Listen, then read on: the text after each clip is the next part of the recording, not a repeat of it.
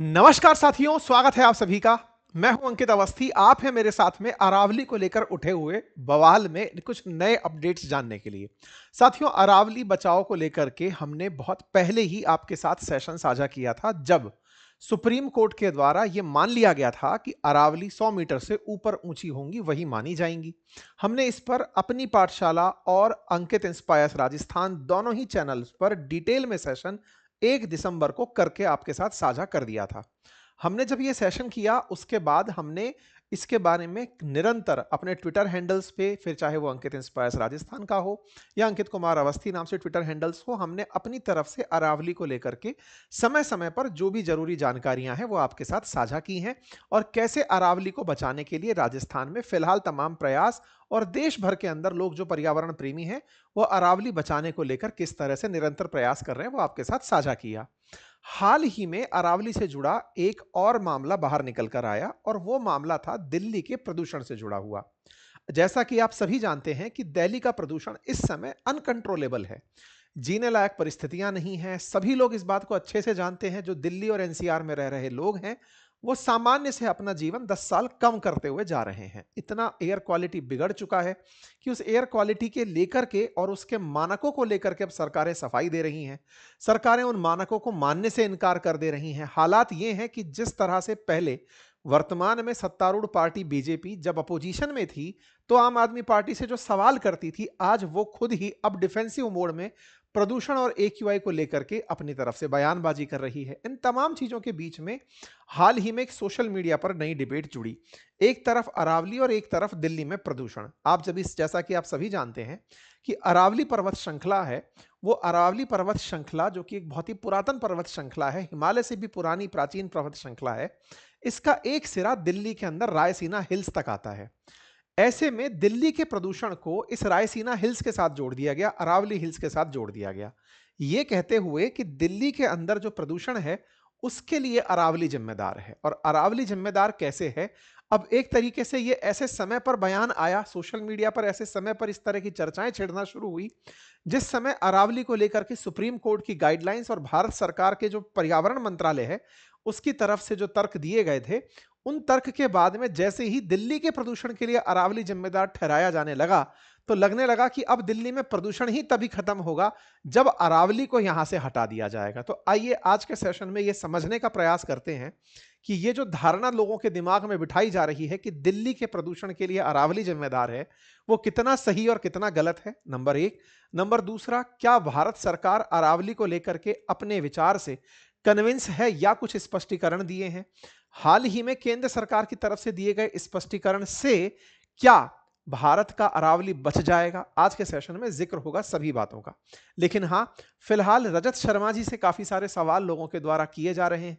भूपेंद्र यादव जी से सवाल किए जा रहे हैं। रजत शर्मा जी जो इंडिया टीवी के संपादक हैं, उनसे सवाल इस बात का क्योंकि उन्होंने हाल ही में प्रदूषण को लेकर के जो थ्योरी दी, उस थ्योरी को अब हम आप पर डिस्कस करेंगे कि क्या वो थ्योरी वाकई में जो वो कह रहे हैं कि प्रदूषण इस वजह से हो रहा है उसके आसपास है, या फिर कोई और कहानी है। आइए हम एक एक करके चर्चा करते हैं। हालांकि मैं आपको बता दूं कि मैंने अरावली पर ऑलरेडी एक सेशन किया। मैं बार बार इसलिए बता रहा हूं क्योंकि मेरे बहुत से सोशल मीडिया हैंडल्स के कमेंट्स में ये लिखा आ रहा है कि आपने अरावली को लेकर कोई सेशन नहीं किया है, जबकि शुरुआती सेशन हम ही लोगों ने किया था। यह जानकारी देने के लिए मैं आप लोगों के सामने अपनी पुरानी तस्वीर दिखा रहा हूं। साथियों, अरावली पर्वतमाला पर सुप्रीम कोर्ट का जो आदेश आया, जिसमें लोगों का यह कहना है कि केवल लगभग 9% पहाड़ ही अब वो बच जाएगा जो परिभाषा के अनुसार अरावली है। अगर ऐसा हुआ तो हमारे देश के अंदर से बहुत सारी जो भी पारिस्थितिकी है वो लुप्त हो जाएगी। हमारे देश की बात क्यों हो रही है?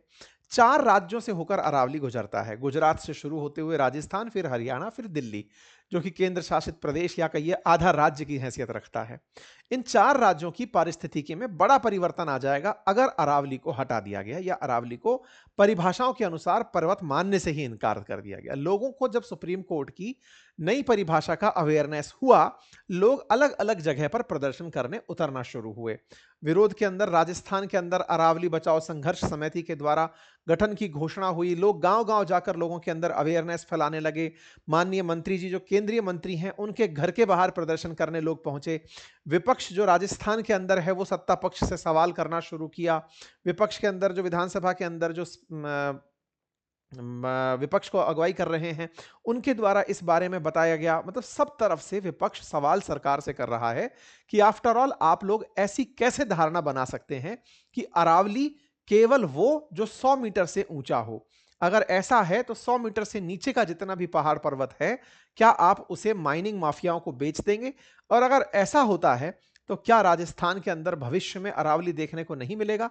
ऐसा इसलिए क्योंकि जो अरावली का मुख्य भाग है वो राजस्थान में ही है, इसलिए राजस्थान सबसे प्रभावित राज्यों में है।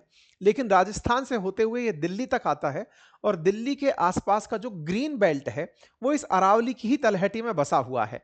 मानेसर, गुड़गांव, इसके आसपास की जो हरियाली है वो अरावली की ही फुट हिल्स में बसी हुई है। ऐसे में बड़ा सवाल ये कि सरकार के अनुसार अगर वो क्षेत्र अरावली नहीं बचा तो क्या उसे पूरी तरह साफ करके भूमाफियाओं के माध्यम से, लैंड माफियाओं के माध्यम से, पहाड़ को बेचकर, पत्थर को बेचकर वहां पर भी नई सोसाइटी और कॉलोनी काट दी जाएंगी?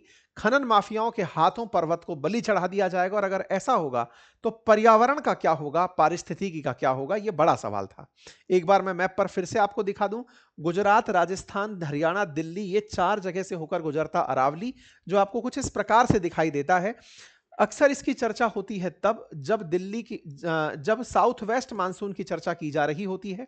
साउथ वेस्ट मानसून जो अरब सागर से चलकर आ रहा होता है, वो अरब सागर से चलकर आ रहा साउथ वेस्ट मानसून जब अरावली के पैरेलल होकर पहुंचता है तो राजस्थान के अंदर जहां जहां ये टकराता है उन क्षेत्रों में बारिश करता है और इसके पैरेलल होते होते ये हिमालय तक पहुंचता है ताकि हिमालय में बारिश, बर्फबारी और तमाम प्रकार से नदियों के अंदर सदानीरा नदियां जो हैं, पेरिनियल रिवर्स जो हैं, उनमें पानी की पहुंचायत पहुंचती है। अच्छा, अब हो क्या रहा है कि अरावली को भारत सरकार के आदेश के अनुसार अगर मानने से ही इनकार कर दिया जाए तो इनडायरेक्टली खनन माफिया के पास यह आदेश चला गया कि आप और पहाड़ों को काट सकते हो क्योंकि 100 मीटर जिसकी हाइट है उससे ऊपर ही अरावली है। ऐसे में अरावली में लगभग 10,000 ऐसी पहाड़ियां हैं जो 100 मीटर से कम की हैं। ऐसे में उन तमाम पहाड़ियों को क्या खनन माफिया काट कर फेंक देगा?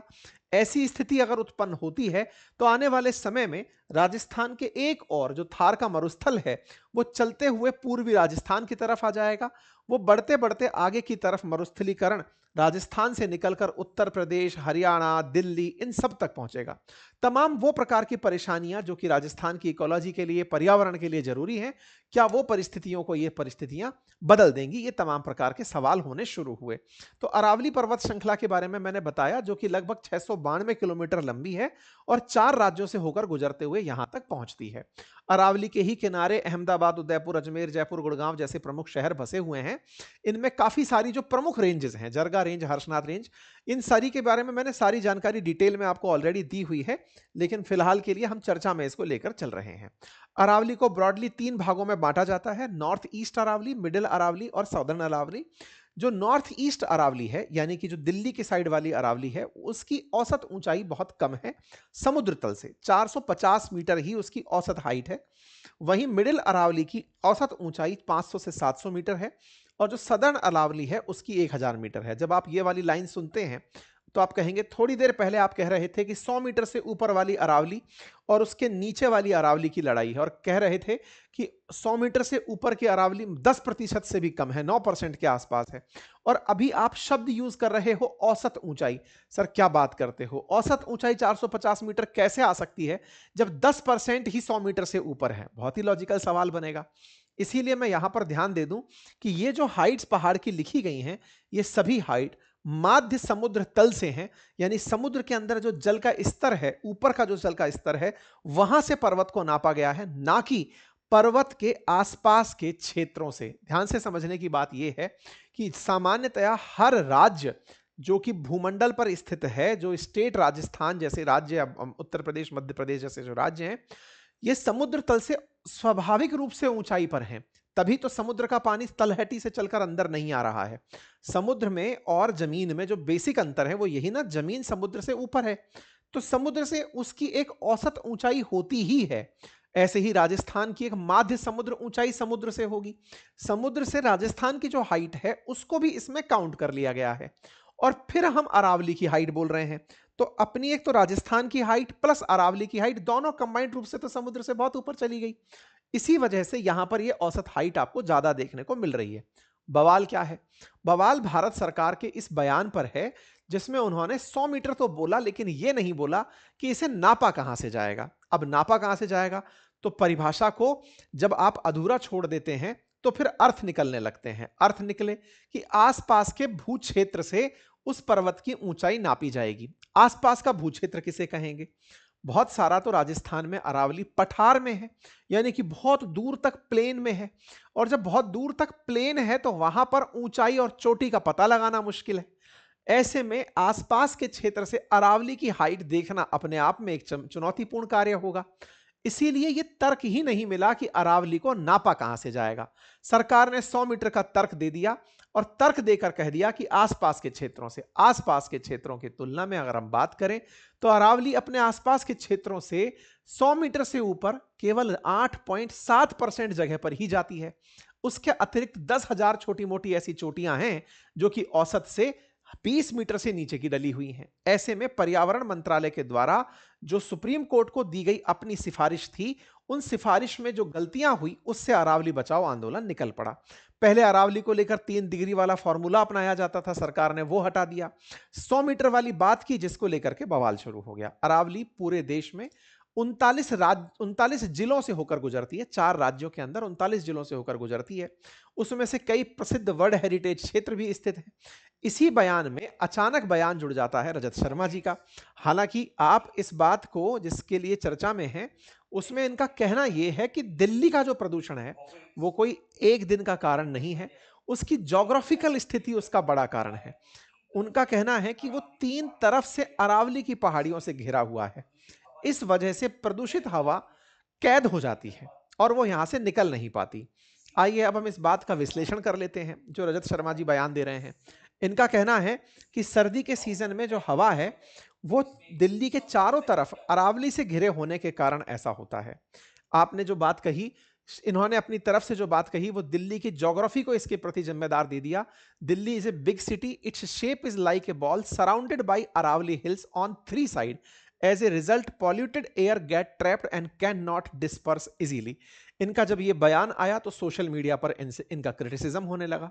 इनके क्रिटिसिज्म के पीछे का बड़ा कारण निकल कर आया कि आप सरकार के विपक्ष में कुछ बोलेंगे नहीं। अब दिल्ली के प्रदूषण को, जिसको लेकर के पहले आप कभी बयान दिया करते थे, अरावली हिल्स की माइनिंग पर आप बयान दिया करते थे, 2023 में दिल्ली के प्रदूषण के लिए अरविंद केजरीवाल से सवाल पूछते दिखाई देते थे, आज आप प्रदूषण के लिए ज्योग्राफी को जिम्मेदार ठहराने लग गए हैं।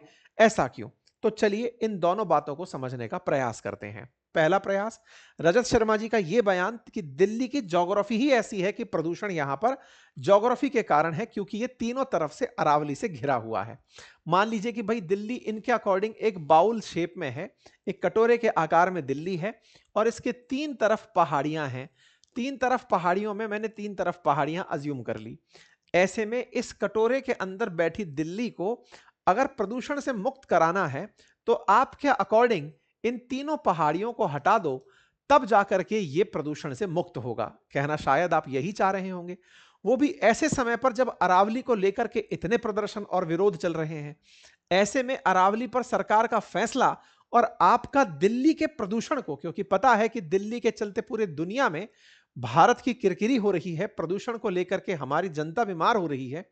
ऐसे में आपने अरावली का जो पॉइंट निकाला, क्या यह वाकई में सिग्निफिकेंट है? इस पर थोड़ा सा विचार विमर्श करते हैं। तो सबसे पहले तो इस बात को समझिए कि जो अरावली पर्वत श्रृंखला है ना, वो बहुत पुरानी पर्वत श्रृंखला है, हिमालय से भी पुरानी पर्वत श्रृंखला है। और दिल्ली को लेकर के ये जो बयान है कि ये 3 तरफ से अरावली से घिरा है, असल में दिल्ली की लोकेशन को अगर आप ध्यान से देखेंगे तो वो वाकई में 3 तरफ से ऊंचाई वाली क्षेत्रों से घिरे हुए हैं। ये तर्क तो सही है, लेकिन इसकी जो प्रासंगिकता है ना वो गलत है। कैसे? दिल्ली जब प्रदूषित नहीं होता था तब भी इन 3 ऊंची चोटियों से घिरा हुआ होता था। अरावली आज का नहीं है, करोड़ों साल पहले का बना हुआ पर्वत है। Just like Himalaya, just like Malwa plateau. इस तरीके से जो पहाड़ियां पहले से हैं और पहले से ही बने इन पहाड़ियों के बीच में जाकर दिल्ली बसा, तब तो उसमें प्रदूषण नहीं था। लेकिन अब जब प्रदूषण आने लगा है, तो ये पहाड़ियां कहां से जिम्मेदार हो गई, ये इसका एक काउंटर आर्ग्यूमेंट है। स्वाभाविक रूप से सोचने की बात है कि दिल्ली की प्रदूषण के पीछे का जो कारण दिया जा रहा है वो ये कि दिल्ली की भौगोलिक स्थिति एकदम कटोरे के समान है। कैसे? उसके एक तरफ अरावली है, एक तरफ हिमालयन रेंजेस हैं। आप कहेंगे दिल्ली में हिमालय कहां है? तो दिल्ली से आगे जब आप पंजाब निकल रहे हैं तो हिमाचल के अंदर हिमालय की पहाड़ियां आ ही रही हैं। बिल्कुल वैसे ही दूसरी तरफ अगर आप एमपी साइड में निकलते हैं तो मालवा का पठार आ जाता है। तो दिल्ली के आसपास तीन तीन ऊंची क्षेत्र हैं और एक तरफ हमारा गैंगेटिक प्लेन है, यमुना गंगा का मैदान है। तो ऐसे में तीन तरफ से ये हवा जो इसके बीच में दिल्ली के प्रदूषण से आती है वो डिस्पर्स नहीं हो पाती और दिल्ली के अंदर प्रदूषण होने लगता है। ये बात तो सही है कि तीन तरफ से घिरा हुआ है। ये बात भी सही है कि प्रदूषण यहीं पर सबसे ज्यादा होने का बड़ा रीजन बनता है कि इसकी लोकेशन ऐसी है कि ज्योग्राफी इसे सपोर्ट नहीं कर रही। एक बार यूपीएससी ने भी इस सवाल इसी तरह से पूछा था कि दिल्ली को हीट चैम्बर क्यों कहा जाता है और दिल्ली हीट चैम्बर गर्मियों में बन क्यों जाता है। तो गर्मियों में हीट चैम्बर बनना और सर्दियों के अंदर फॉग से पीड़ित होना या प्रदूषण से पीड़ित होना, यह दिल्ली के साथ हो क्यों रहा है? क्योंकि दिल्ली में बनी हुई जो प्रदूषित हवा है या गर्म हवा है वो निकल नहीं पाती, चारों तरफ से तीन तरफ से घिरी हुई है। एक तरफ से जगह से जहां से निकल पाती है उस तरफ से निकलती रहती है तो ही जाकर के चीजें नॉर्मल होती हैं। लेकिन याद रखने वाली बात यह है कि यदि ऐसी स्थिति है तो ये आज से नहीं है। दिल्ली के बसे हुए भी कई सौ साल बीत चुके हैं और पहाड़ों को तो करोड़ों साल बीत चुके हैं, लेकिन प्रदूषण की शिकायतें कुछ 15-20 सालों से आने लगी हैं। ऐसे में अचानक पहाड़ियां उत्पन्न होकर नहीं आ गई हैं। इसलिए यह जो जवाब है कि अरावली की वजह से प्रदूषण है, यह समझने की आवश्यकता है। लोगों के दिमाग में यह भरने से बचना होगा कि अरावली तुम्हारा दुश्मन है। अरावली ने बहुत सी चीजें ऐसी की हैं जिससे दिल्ली बचा रहा है। उसे प्रॉपर ऑक्सीजन मिली है, ग्लोबल वार्मिंग से बचाव मिला है, रेगिस्तान का आना बचा है, इकोलॉजी बैलेंस रही है। पर्यावरण के साथ साथ वायु प्रदूषण के साथ साथ साउंड जो पॉल्यूशन है उससे भी पहाड़ों ने और पर्वतों ने और पेड़ पौधों ने बचाया है। जीव जंतुओं ने पूरी तरह से इकोसिस्टम को मैनेज रखा है। ऐसे में दिल्ली की जो ग्रीनरी है उस ग्रीनरी में अरावली का बड़ा योगदान है। लेकिन यदि उसे आप प्रदूषण का कारण बता देंगे कि हवा इसके कारण फंस रही है तो वो गलत तर्क होगा। यह जानने की आवश्यकता है। यह सत्य है कि दिल्ली का घिरना उसे ऐसी स्थिति तक लेकर जाता है और इसके पीछे की ज्योग्राफी समझिए। होता क्या है? होता क्या है कि सामान्य परिस्थितियों में जो हमारी गर्म हवा होती है ना, वो उठ करके बहुत ऊंचाई तक चली जाती है। 1 किलोमीटर तक गर्म हवा का उठकर जाना सामान्य बात है। लेकिन जब तापमान में बदलाव आता है, टेम्परेचर इन्वर्जन आता है, तो जो गर्म हवा है वो गर्म हवा ऊपर उठ तो गई, लेकिन जो ठंडी हवा थी जो जमीन पर थी, जो कि सर्दियों के दिनों में है, वो ठंडी हवा अपने साथ पॉल्यूशन की जो हवा है उसको फंसा लेती है। चाहे वो कार्बन डाइऑक्साइड है, कार्बन पार्टिकल्स है, सल्फर डाइऑक्साइड है, जो भी प्रदूषित हवाएं हैं उनको वो ठंडी हवा अपने में फंसा लेती है। ऊपर की तरफ गर्म हवा, नीचे की तरफ ठंडी हवा टेम्परेचर इन्वर्जन का कारण बनता है और यहां पर केतली के ढक्कन की जैसी स्थिति बन जाती है।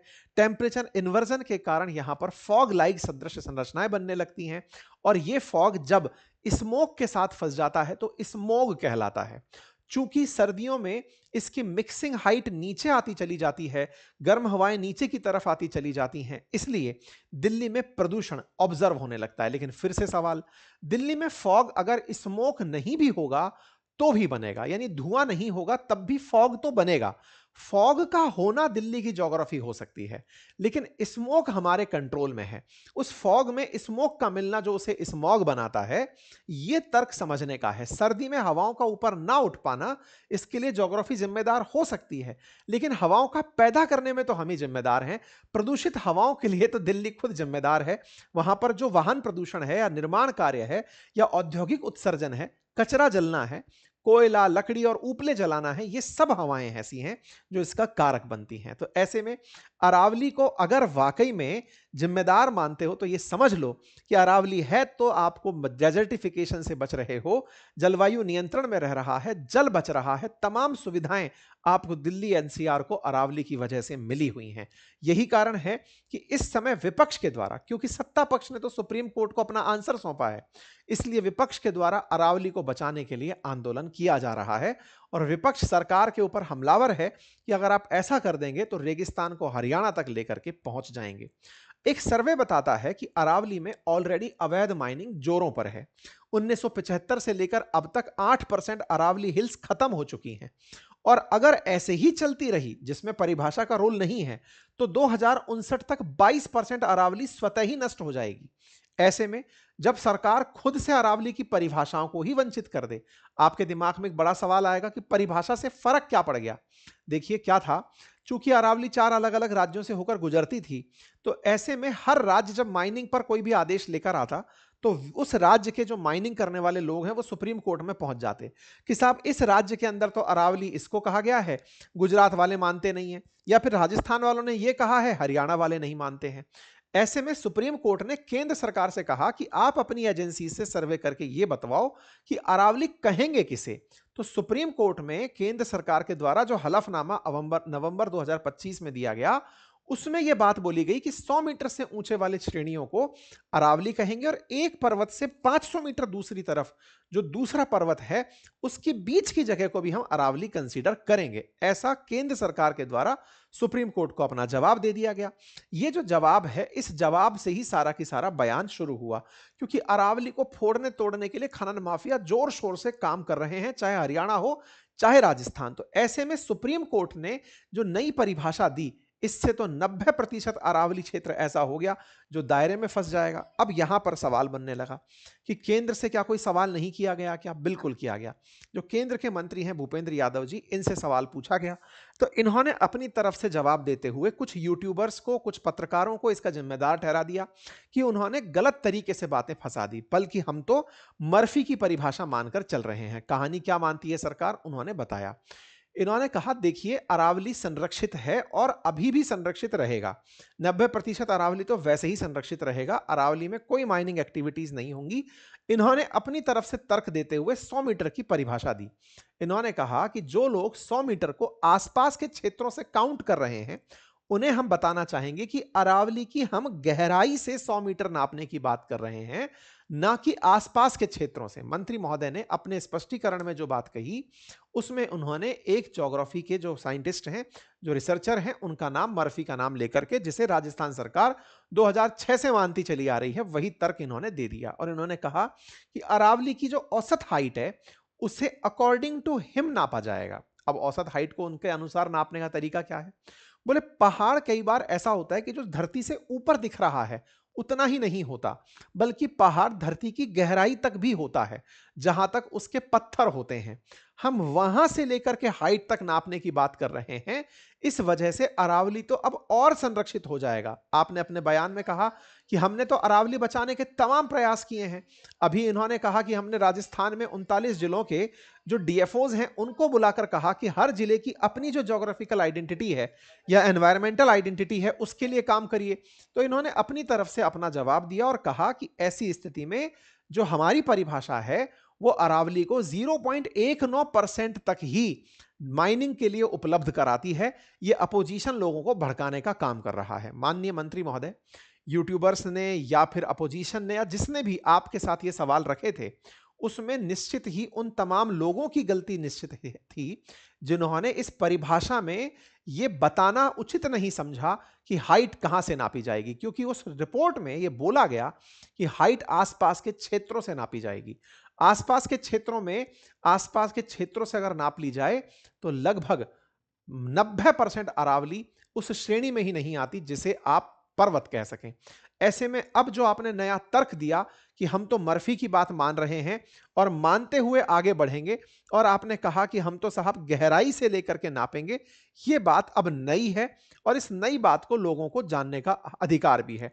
बकायदा मिनिस्ट्री ऑफ इंफॉर्मेशन की तरफ से ये एक वो भी आया, पीआईबी की तरफ से एक जानकारी भी बाहर निकल कर आई, जिसमें अरावली को लेकर के बात कही गई कि हम किस तरह से अरावली को मानते हुए चलते हैं, और रिचर्ड मर्फी जो लैंडफॉर्म का क्लासिफिकेशन देता है उसके अनुसार हम 100 मीटर से ऊपर के जो रिलीफ्स हैं उन्हें हिल मानते हैं, यही हमने भी कहा है। तो 100 मीटर से ऊपर के हिल्स को हिल्स मानते हैं, मर्फी की परिभाषा मानते हुए, गहराई से नापते हुए हम चल रहे हैं। कुल मिलाकर के सरकार ने अरावली को लेकर के अपना बयान स्पष्ट कर दिया है कि हम पहाड़ों को तलहटी से नापेंगे, ऊपर से नहीं। बस इतने से पता चलता है कि फिलहाल सरकार अरावली को लेकर के अपनी तरफ से बैकफुट पर है, और अरावली बचाओ को लेकर के जो आंदोलन चल रहा है, जिसमें प्रदूषण का जिम्मेदार अरावली को जो ठहराने का प्रयास था, वो बैकफायर कर गया है। लोगों का सवाल उनसे यही है कि प्रदूषण के लिए जिम्मेदार जो कारक हैं आप उन पर काम करिए, अवैध निर्माण हो रहे हैं उन्हें रोकिए, प्रदूषण में जो कोताही हो रही है उसे रोकिए, जिस तरह से अवैध तरीके से वाहनों की आवाजाही हो रही है, अवैध तरीके से इंडस्ट्रीज चल रही हैं, लोग पराली जला रहे हैं या फिर कचरा जला रहे हैं, उन तमाम चीजों पर नियंत्रण लेकर आइए। चूंकि दिल्ली तब भी था जब अरावली दिल्ली तब भी था जब प्रदूषण नहीं था। तो जब प्रदूषण नहीं था और अरावली था, उस समय पर भी दिल्ली था। तो ऐसे में भाई साहब कृपया करके प्रदूषण से मुक्त करिए, ना कि अरावली से। यही सभी लोगों का मत है। बाकी आप लोग इस विषय पर क्या सोचते हैं, जरूर अपनी राय कमेंट बॉक्स में बताइएगा। फिलहाल के लिए इतना ही। चैनल पर नए हैं तो सब्सक्राइब करिए। ज्योग्राफी में अगर रुचि है, पढ़ना चाहते हैं, तो हमारे कोर्सेज अपनी पाठशाला एप्लीकेशन पर उपलब्ध हैं, उन्हें पढ़िए। हमारे हैंड रिटन नोट्स उपलब्ध हैं, आप उन्हें घर बैठे मंगा सकते हैं। अपनी पाठशाला एप्लीकेशन से आप हमारी किताबें, हमारे कोर्सेज एक्सेस कर सकते हैं। Thank you so much.